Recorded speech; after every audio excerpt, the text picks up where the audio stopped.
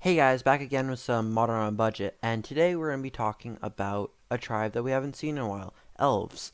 And with a lot of the Kaldheim cards being played in Modern, I thought we'd take it for a spin.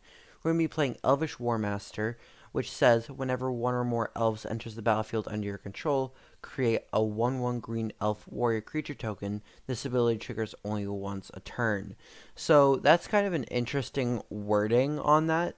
So the only triggers once a turn is meant so it doesn't actually go infinite on itself, because this counts elf tokens as well. So an elf token entering could actually trigger that.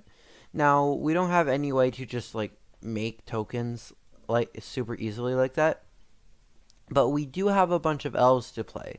So I just wanted to point out the interesting wording that if you have something that makes elves, maybe consider that counts. But it only triggers once per turn. And so it's just a way to give us a little extra value, and it's also a 7 mana +2/+2 gain death touch until end of turn. We're probably not, like, okay, we could probably get there, but not with enough untapped creatures where it would be worth it. Anyway, we're gonna start off by talking about our other call time card is Realm Walker. It's a 2/3 changeling that says, as it enters the battlefield, choose a creature type. You may look at the top card of your library anytime. You may cast creature spells of the chosen type from the top of your library.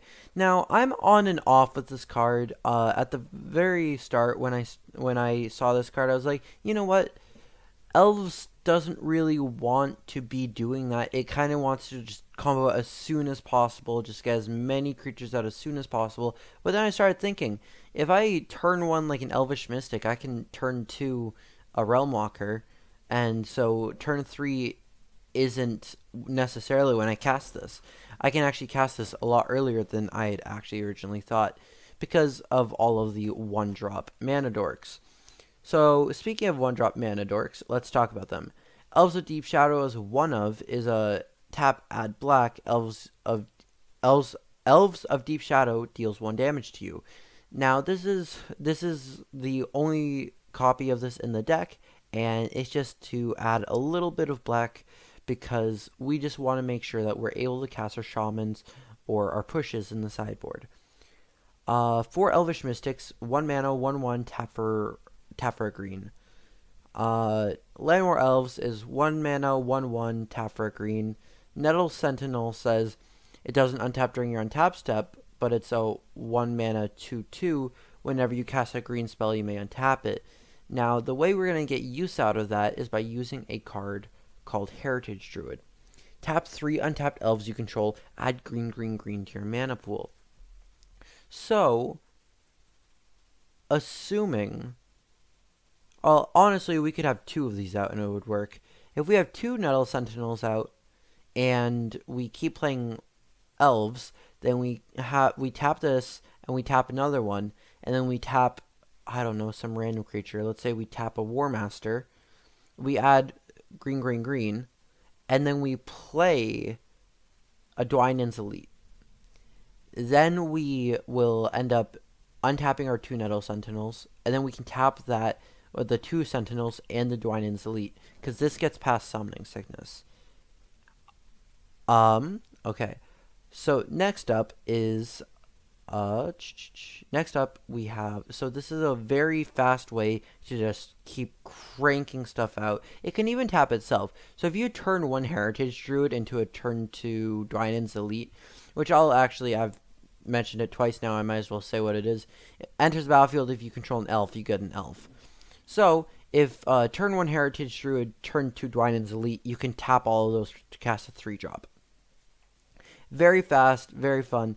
If you have any of these 1-drops as well, you can also just play them on turn 2 and then have Heritage Druid tap them all.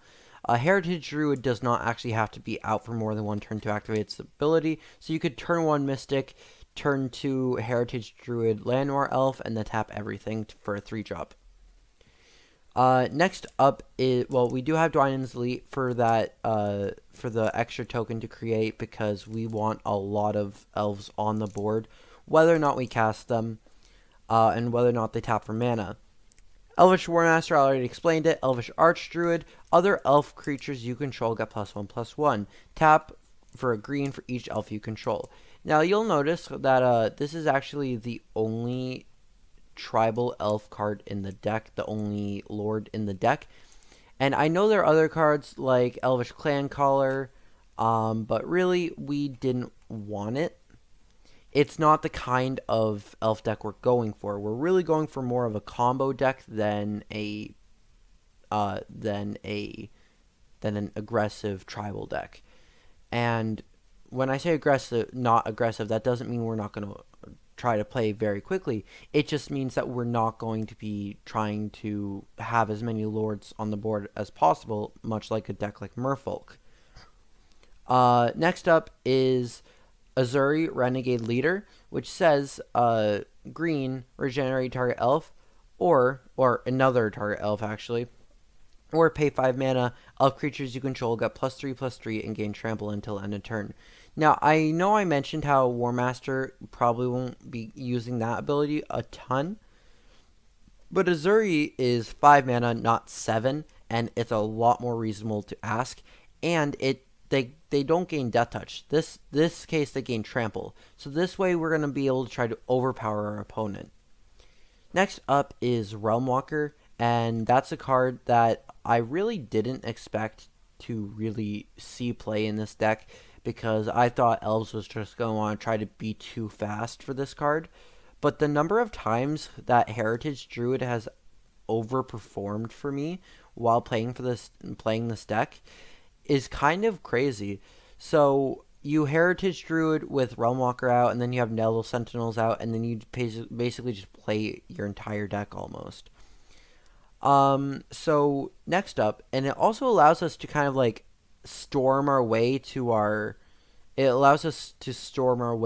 one of our other ways of dealing a massive amount of damage. So as you can see up till here, with the combination of Warmaster, Dwynen's Elite, and a bunch of 1-drops, we're getting a ton of elves. So next up, we're going to play Shaman of the Pact, which is the only black card in our main deck. When Shaman of the Pact enters the battlefield, target opponent loses life equals the number of elves you control. Now, what this is going to do is it's going to obviously make them lose a lot of life. It's kind of what we're doing with this card is kind of what mono black devotion decks do with Grey Merchant of Asphodel, also known as Gary. Now, this card is, except we don't gain the life. This deck, and this is also a 3-drop rather than a 5-drop. So this is just going to plop down and deal a massive amount to our opponent, and then we're going to be able to deal the rest of it on the board. Next up is our budget version of Collected Company. Now, I know Collected Company is one of the best cards in the deck, if not the best, but it's a $50 card, and I decided to prioritize Heritage Druid because Winding Way, we can play Winding Way, where Heritage Druid, there really isn't a good substitute.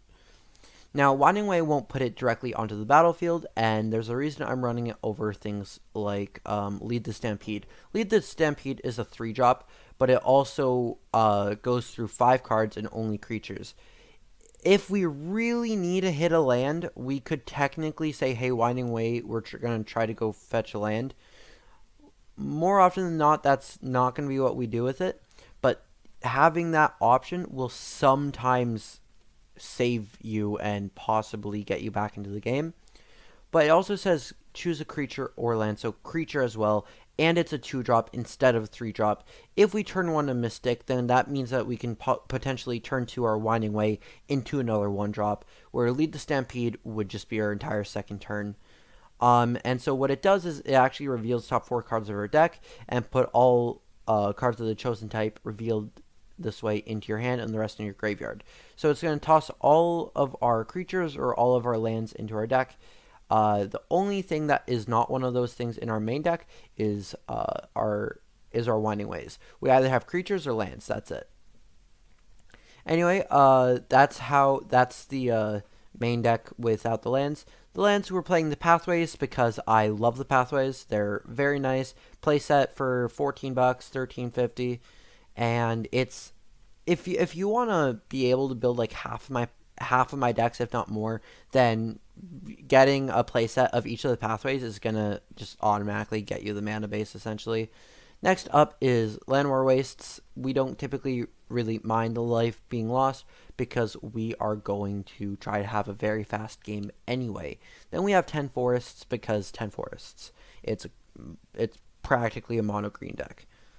And we're more of hoping that our opponent doesn't have a way to shut off Shaman of the Pact, but if they're putting effort into shutting off Shaman of the Pact, then the rest of our board's going to get them. Our sideboard is Fatal Push for creature-heavy decks, Collector Oath for artifact decks, and Devoted Druid to stop Walking Ballista. Damping Sphere is for Storm. Tron was kind of knocked out of the meta, but it can also be brought in against Burn, but really you're probably just going to want to try to outrace them. Scavenging Ooze for anything that might have something troublesome in the graveyard, or maybe you just don't have something in your main deck that you think would be very good in a particular matchup, so you bring this in just to get extra value. It's not an elf, though. Keep that in mind.